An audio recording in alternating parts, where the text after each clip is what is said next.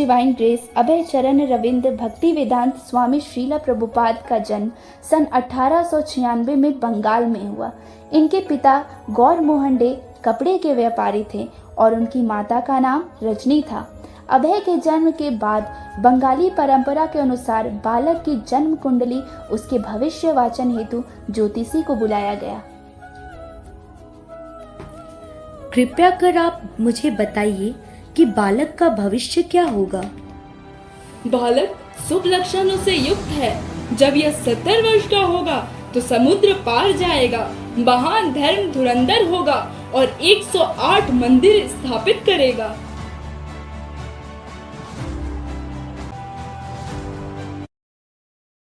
सन 1922 में श्रील प्रभुपाद की भक्ति सिद्धांत सरस्वती ठाकुर से पहली भेंट।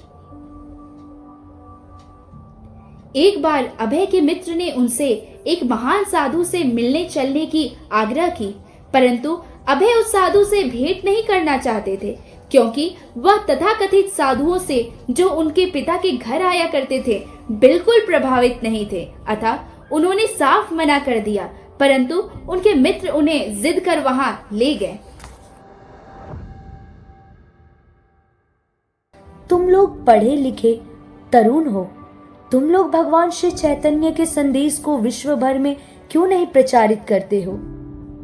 अभय को यह जानकर अत्यधिक आश्चर्य हुआ कि इस साधु ने तुरंत ही उन्हें अपने ओर से प्रचारक बनने को कहा है।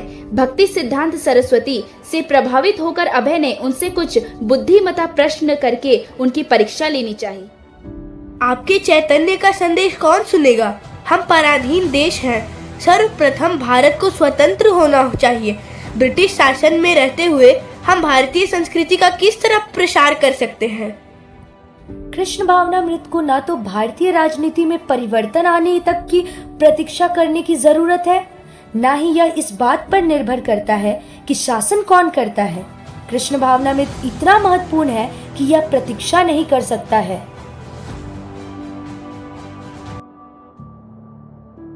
इस घटना के 10 वर्ष बाद 1932 में अभय ने भक्ति सिद्धांत सरस्वती ठाकुर से दीक्षा ग्रहण की और दीक्षा के समय उनके गुरु ने उन्हें आदेश दिया था कि यदि तुम्हें धन मिले तो तुम पुस्तकें छापना।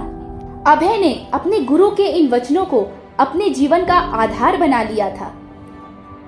समय का चक्र चलता गया। अभय अपने आध्यात्मिक जीवन के साथ अपने व्यस्त दैनिक कार्य से समय निकालकर भगवत गीता और श्रीमद् भागवतम का अनुवाद करते थे। अभय रात रात भर जागकर उनका अंग्रेजी में अनुवाद कर रहे थे। अभय ने अपने गुरु के आदेशों को पूर्ण करने में अपना जीवन समर्पित कर दिया था। अनेक विपरीत परिस्थितियों का सामना करते हुए अभय अपने जीवन के महत्वपूर्ण पड़ाव की ओर निकल पड़े थे। अभय के गुरु महाराज ने प्रथम मुलाकात में ही उन्हें पाश्चात्य देशों में जाकर अंग्रेजी भाषा में कृष्ण भावनामृत का प्रचार करने का आदेश दिया था। प्रभुपाद गुरु के आदेशों को पूर्ण करने के लिए जलदूत नामक जहाज से अमेरिका की ओर निकल पड़े थे, केवल 40 रुपए और श्रीमद् भागवतम की कुछ पंक्तियां लेकर। सन 1965 में जब प्रभुपाद जी न्यूयॉर्क पहुंचे, उस समय वियतनाम और अमेरिका के बीच लड़ाई छिड़ी थी, जिनके कारण वहां बहुत से हिपीज आ गए थे। हिपीज वो थे जो सड़क पर रहते, घूमते, नशा करते, दूसरों को परेशान करते, 2-4 दिन तक नहाना नहीं। अमेरिकन सरकार इनसे परेशान थी।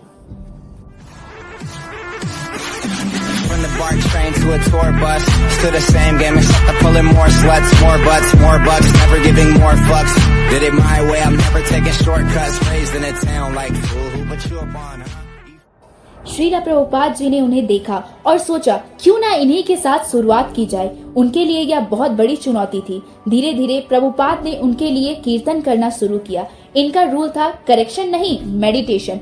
एक बार मेडिटेशन करा दूं, फिर करेक्शन दूंगा बाद में। श्रीला प्रभुपाद अपनी लक्ष्य की ओर आगे बढ़े। हिपीज उनकी सुन नहीं रहे थे और उनके साथ बुरा व्यवहार कर रहे थे, बेइज्जती करते, इनके ऊपर सिगरेट का धुआं फेंकते। प्रभुपाद जी की सामानें चोरी की जा रही थी। यह सब जानते हुए भी श्रीला प्रभुपाद उनके लिए लगातार प्रसाद बना रहे थे। उन्हें सर्व कर रहे थे।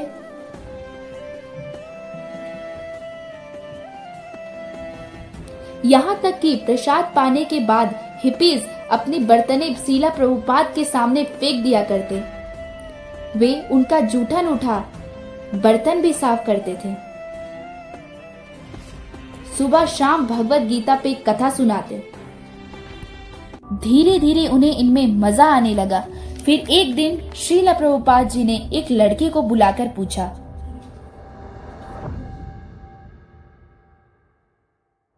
तुम नशा क्यों करते हो? मैं नशा इसलिए खाता हूँ क्योंकि मुझे अच्छा लगता है। I want to stay high. मैं तुम्हें ऐसा नशा दूंगा which will keep you high forever. Oh really? क्या आपके पास सचमुच का ऐसा नशा है? वह कौन सा नशा है? थोड़ा मुझे भी बताइए ना श्रीला प्रभुपाद। नाम का नशा है। मैं तुम्हें हरि नाम लेना सिखाऊंगा, भगवत गीता पढ़ना सिखाऊंगा। अगर तुम कृष्ण के आदेशों को समझ गए तो वो सबसे हाई लेवल का, सबसे ऊंचा नशा है। जिसको वो नशा लग गया आध्यात्मिक जीवन का, तो भौतिक जीवन के नशे उसके सामने बहुत छोटे पड़ जाएंगे।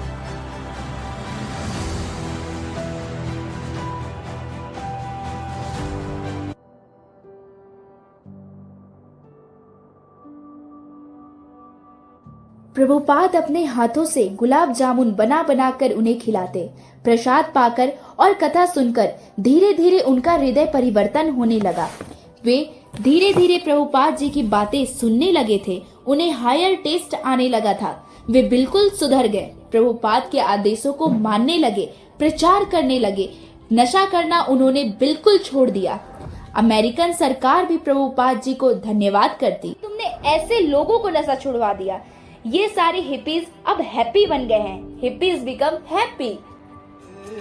भज हरे कृष्णा जप हरे कृष्णा, ले श्री हरि का नाम रे।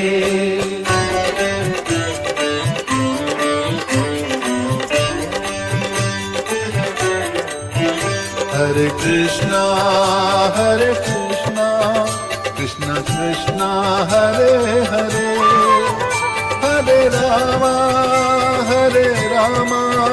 राम राम हरे हरे। हरि बोल। भज हरे कृष्णा जप हरे कृष्णा, ले श्री हरि का नाम रे। हरे कृष्णा कृष्ण कृष्ण हरे हरे, हरे राम राम राम